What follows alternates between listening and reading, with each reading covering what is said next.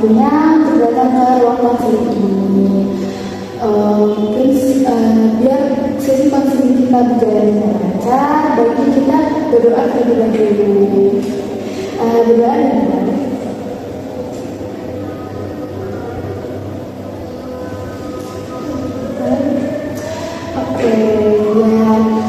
kita berangkat. Mungkin perkenalan diri terlebih dahulu ya. Kakak dulu. Kenalin nama kakak Syafika, ada di sepanjang kakaknya. Kakak ada di Biblioteca semester 4. Silakan aja. Nama aku Julius Setiara, saya merupakan siswa semester 2 dan bisa dipanggil siapa? Namanya bagus ya. Saya sebelumnya udah pernah ikut konseling. sebelumnya belum pernah ikut konseling di Biblioteca, tapi kalau konseling kelompok saya sudah pernah. Ya konseling kelompok udah ya, tapi individu belum ya. Tak jelasin nanti ya. Jadi konseling individual itu ada sesi konseling yang dimana nantinya ada konselor dan konseling. Nantinya konselor itu membantu konseling dalam menyelesaikan permasalahannya.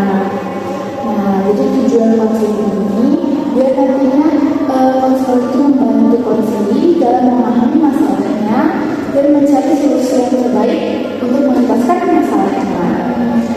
Nah, jadi di sini Celia itu bebas menceritakan apa saja yang Celia alami akhir-akhir ini. Dan juga Celia jangan khawatir karena nantinya cerita Celia akan kakak jaga kerahasiaannya. Terus juga Celia diharapkan aktif untuk menceritakan apa saja yang Celia rasakan. Dan juga Celia diharapkan juga terbuka selama sesi konseling ini, ya sesi konseling itu berjalan dengan lancar. Jadi di sini juga konseling itu biasanya berjalan sekitar 30 sampai 60 menit. Nah, di sini kakak sebagai konselor yang menjadi pengarah dan Celia menjadi konseling yang aktif dalam menceritakan masalah Celia. Sampai di sini Celia bisa memahaminya. Jadi konseling pribadi itu merupakan kegiatan kegiatan yang ada konselor dan konseling sebagai itu saya sendiri, saya konselingnya, yang mana nanti saya akan menceritakan kejadian yang menjadi pikiran akhir-akhir ini dan hasilnya akan dijadikan. Baik, karena Celia sudah memahaminya, mungkin langsung saja ke sesi konselingnya ya. Jadi apa yang Celia rasakan hari ini? Kalau akhir-akhir ini sih Kak, kayak susah waktu sama itu sih Kak, banyak tugas. Jadi susah kita dari tugas.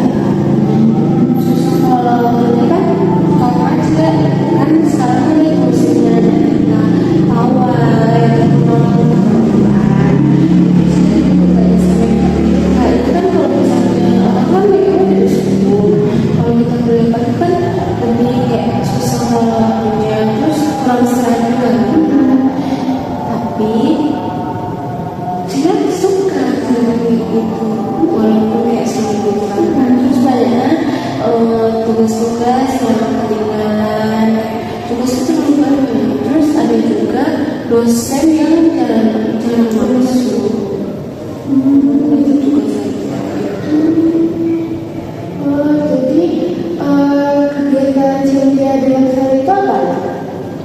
Kalau sehari kalau ada makeup ya bikin tugas, ngerjain sesuatu yang suka.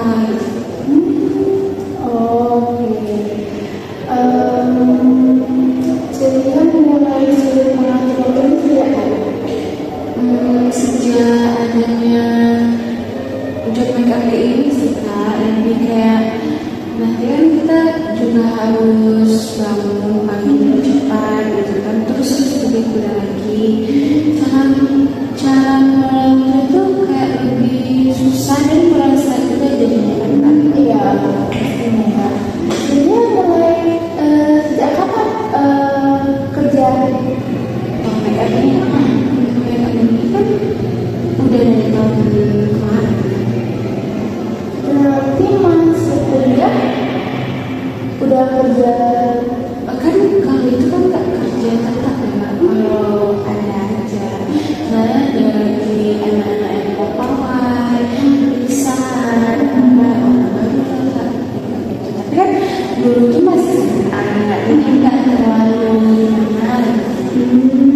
Tugasnya belum terlalu banyak Ya, apalagi semester 2 ini kita mendekati UAS karena lebih banyak untuk ada UAS yang take home, ada UAS yang tugasnya UAS wawancara, identifikasi, apapun. Iya. Berarti karena ada kerjaan juga ya. Sini sebetulnya hobinya Kalau hobinya Kak, kita lebih ke make up gitu, terus main HP, berbuat video, bermain sama teman. Karena kan kalau kuliah kan kita banyak stresnya juga nggak sih Kak? Dengan tugasnya, mungkin dengan lingkungannya juga membuat. Kadang ada kan Kak lingkungan pertemanan itu yang lebih ke toksik.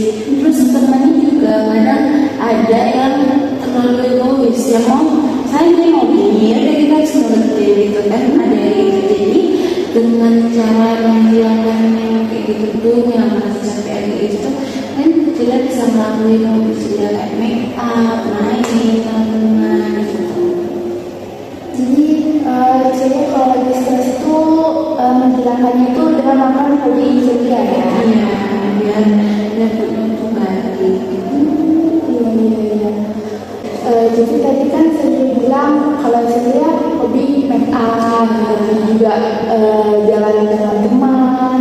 Tapi yang kakak perhatiin, saya kan hobi make up, terus saya juga kerjanya itu make upin orang. Saya dengan make up itu apakah bisa memperbaiki mood saya? Sangat bisa sih Kak, karena apalagi lihat respon dari orangnya ini baik, bagus, dia sangat suka juga, sangat happy kan Kak. Jadi belajar dengan apa tuh namanya Kak? Dengan mengeluarkan makeup selalu Mengalurkan hobi ini ya, makeup itu membuat mood saya tidak naik lagi. Terus biasanya kegiatan apa yang paling menyita waktu ceria? Main HP sih Kak, kayak lebih susah kontrol untuk berhenti gitu. Berarti kalau waktu luang ceria bikin apa? Main hobi yang saya suka kayak make up, pergi main sama teman.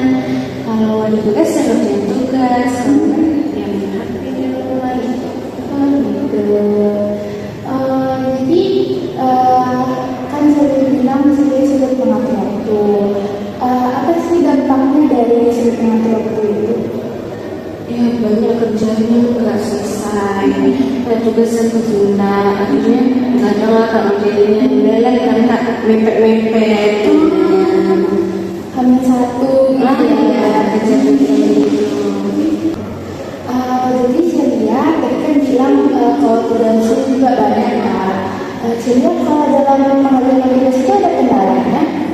Kalau kena terus juga kayak susah buat tugas kayak susah gitu. Kadang kalau nggak susah buat kerjanya sampai kayak nggak jalan lagi buat ngebuat tugas ngerjainnya gitu. Jadi susah diatur moodnya sih Kak. Tugas itu Bisa ngatur moodnya. Jadi kalau mengerjakan tugas itu harus mau. Jadi gimana perasaan ceria kalau melihat tugas yang Saya sih kayak bad mood, kesel, kenapa harus sebanyak tugas gitu. Nah, terus kadang ngeliat tugas yang sebanyak itu ngerjain pun sambil nangis karena capek kan loh ngerjain tugas yang sebanyak ini gitu. Tapi kan itu tanggung jawab kita juga kan Kak, dan kewajiban kita juga untuk ngerjainnya. Gimana lagi harus ngerjain gitu walaupun sama biasanya gitu. Kadang ada juga tugasnya sulit kali dari jawabannya ataupun materinya Kak. Jadi dari kakak angkat dari tadi, cewek itu sulit mengatur waktu ya. Ya Kak, sangat sulit ngatur waktu sih Kak. Tapi ngatur waktu yang sulit itu akhir-akhir aja Kak, yang buat tugas itu lebih ke buku itu kan Kak. Karena itu juga buka jasa make up itu kan Kak. Dan akhir-akhir ini alhamdulillahnya banyak yang make up gitu. Sehingga karena capek kali gitu kan, kita bangunnya cepat gitu, malam tuh sudah tidur sehingga kita lupa kalau tugas sehingga numpuk gitu kan Kak. Tapi tugas numpuk ini baru akhir-akhir aja sih Kak, yang sebulan ke depan, sebulan sebelumnya aja. Karena pada akhirnya itu lah Kak yang ada di makeup sebelumnya enggak terlalu juga gitu. Jadi gara-gara kejadian ini sudah ngatur waktunya Kak, buat membagi-bagi waktu kan Kak. Karena pulang kan juga capek kan Kak, makanya kan tiduran gitu, jadi harus bikin tugas lagi bangun tidur sampai kan malam nanti bangun lagi yang cepat kan Kak. Apalagi jadinya kan jarak rumah ke sini kan ya Kak, jadi kan nggak ngekos Kak. Oh, jadi tinggal di sini. Iya, enggak sekitar 30 menitan sih Kak dari rumah saya. Nah itu juga buat capek sih Kak, kayak jalan jauh gitu. Berarti PP ya? Iya Kak. Berarti akhir-akhir ini Senja nggak punya waktu luang ya? Kalau akhir-akhirnya sih nggak ada waktu luang kayak biasanya kan. Biasanya itu masih bisa main, masih bisa ngerjain tugas yang deadline-nya tuh masih jauh-jauh hari.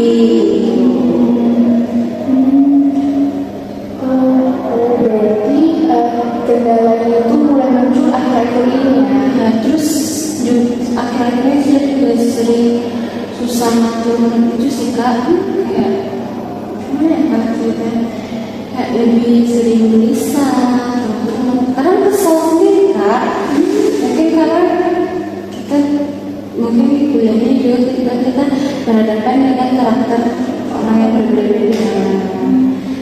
Jadi kita merasa berbeda dengan lingkungan teman yang seperti ini, kita harus mendapatkan kemauan yang seperti ini. Itu juga buat capek sih kan.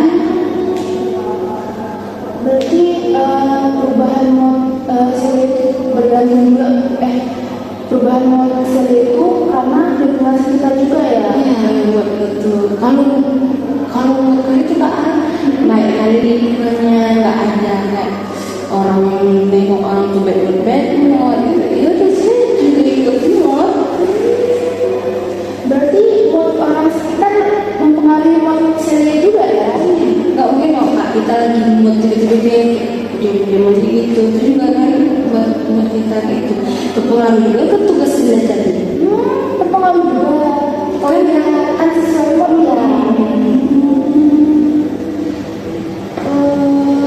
Jadi kan masalah kejadian itu karena sulit mengatur waktu yang menyebabkan lamanya itu karena job make up seharian lagi dan juga saya kalau kerjaan tugas itu sesuai mood dan mood saya itu berpengaruh bergantung ke orang sekitar sebenarnya ya.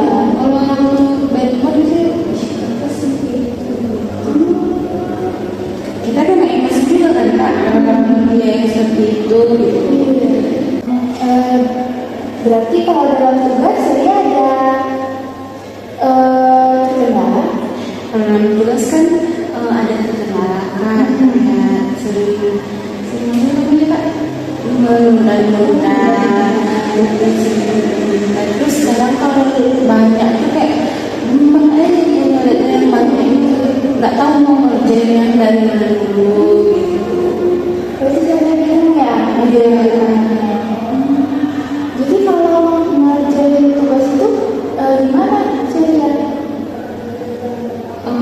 tugasnya tuh kalau kurang tapi tetap harus dikerjain juga kan Kak, walaupun kita nggak mau banget gitu ya, tapi tetap kita harus kerjainnya karena ya guru deadline-nya kan Kak, juga nggak mau tugas. Berarti sebenarnya kalau ngerjain tugas tuh yang sesuai dekat dengan deadline-nya. Kalau lagi mood nggak suka, Enggak. tapi kalau udah kerjanya biasa. Gitu. Kan itu kan nggak kebiasaan banget gitu Ya, kalau dalam ngerjain tugas tuh sehingga ngurutinnya gimana? itu kayak gimana waktu tugas tuh yang misalnya Kak, kalau juga lagi mau ngerjain tugas saya lihat TRF dulu, saya hari Senin ada tugas, saya udah kerjain tugas yang untuk hari Senin, habis itu untuk hari Selasa gitu. Kalau misalnya tugas hari Senin siap, tugas untuk hari Selasa kan kita langsung bisa langsung di hari Seninnya. Yang langsung sih Kak, kalau juga yang tugas itu Langsung. biar Kak itu lebih terasa capek. Ada nggak upaya Selia untuk mulai mengatur waktu Selia? Upaya untuk mengatur waktu itu sih Kak, sebenarnya kalau lagi nggak ada PPR peraturan Kak biasanya. Tapi kalau lagi ada job backup seperti ini Kak, kayak lebih sulit kali ngatur waktunya Kak. Upaya untuk mengatur waktu Kak lebih untuk tugasnya Kak, misalnya jadwalnya sejauh ini buatlah sekarang Kak. Terus untuk teman yang moodnya kayak gitu, mending kita jauhin aja dulu daripada kita jaga itu bisa tengok dia pelan-pelan atau bagaimana kan Kak. Terus kalau untuk ngatur waktu juga lebih ke ini sih Kak, lebih pandai mengelola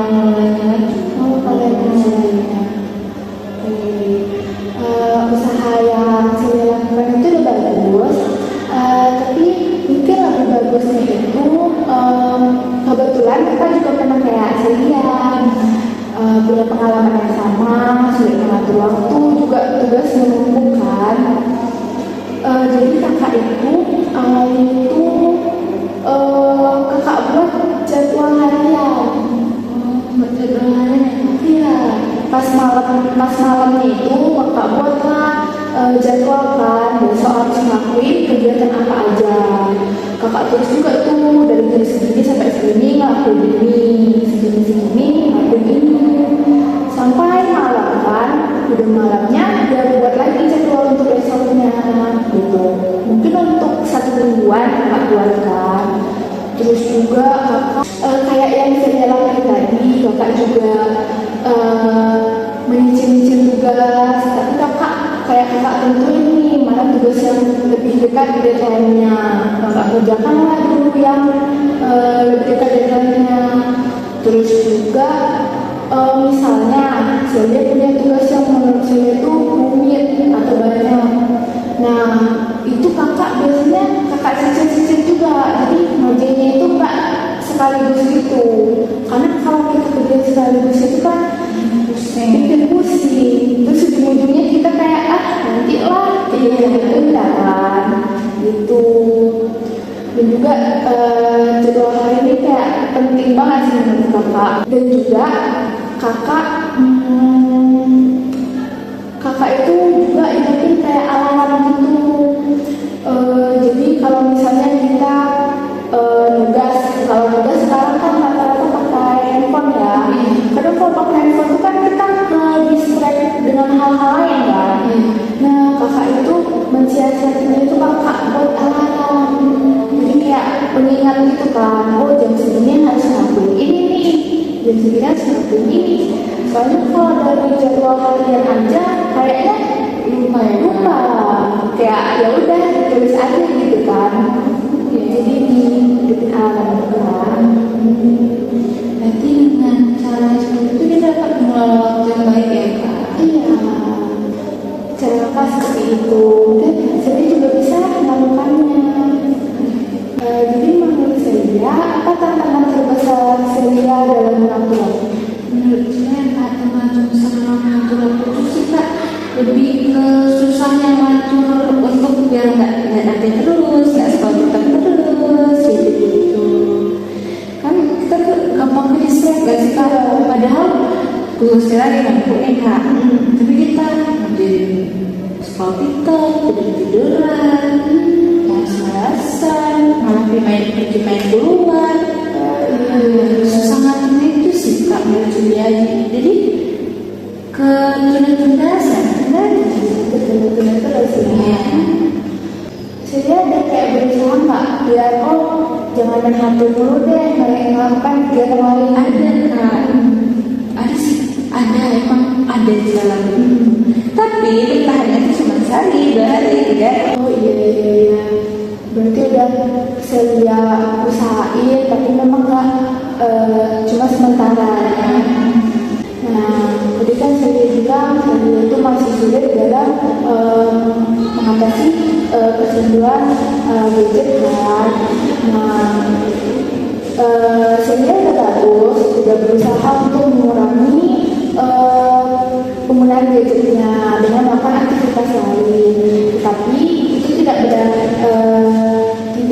berdampak lama kan. Nah, Pak ada saran.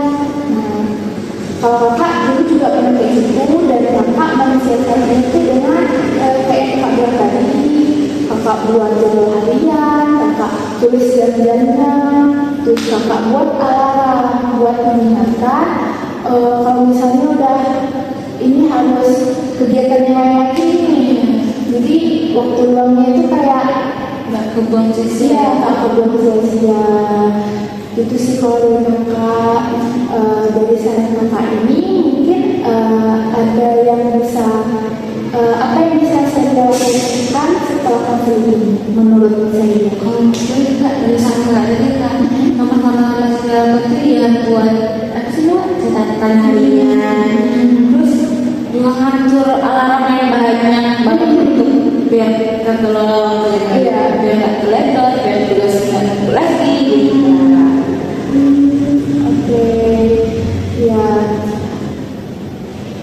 Udah bagus, saya ingin melakukan saran Kakak tadi ya. Oke, apa masih ada yang ingin saya ceritakan lagi? Sebenarnya itu aja sih Kak. Itu aja. Oke, karena saya sudah bisa bercerita, Kakak menanya selama sesi konseling ini apa yang bisa saya pahami? Yang saya pahami tadi juga sudah dapat saran yang baik, yang ngatur waktu, yang agar lebih terkelola Kakak. Terus juga dengan adanya sesi konseling ini, dia merasa lega karena udah bercerita, udah dapat apa sih itu namanya Pak? Cara untuk iya itu waktu biar nggak terlalu waktu yang ada itu nggak terbuang sia-sia gitu sih Kak. Yang bisa kami dengan cerita ini. Benar sekali yang saya bilang ya. Terus juga selama sesi konseling ini perasaan saya Senang Kak karena lebih humble untuk bercerita, lebih kayak tiba-tiba terbuka aja Kak apa yang mau diceritain gitu tanpa ada dipaksakan Kakak. iya. Alhamdulillah ya kalau saya merasa senang. Terakhir dari selesai konseling ini apa yang bisa saya lakuin nih untuk mengatur waktu saya? Buat jadwal harian kita habis pulang-pulang seperti itu. Ya, mantap. Oke, berarti bisa disimpulkan ya kalau saya akan melakukan yang mengatur jadwal harian, mengatur alarm, biar mengurangi masalah sulit mengatasi waktu dan tugas yang menumpuk ataupun bermain HP yang itu. Oke. Karena saya kan baru mau melakukan saran dari Kakak nih, kira-kira kapan nih kita bisa ketemu lagi biar memantau apakah saya sudah bisa melakukannya atau ada kendala? Kan sekarang kan udah masuk semester apa sih namanya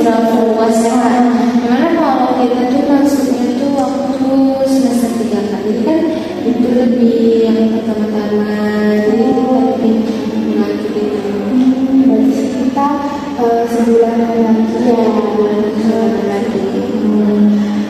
Kira-kira gimana tuh kita melakukan di luar negeri juga boleh juga. Oke, dan untuk tanggalnya Saya akan nanti saya kabarin ya. Oke, berarti nanti kita ketemuan lagi dan saya ceritakan perkembangannya ya. Apakah masalah teratasi atau belum? Oke.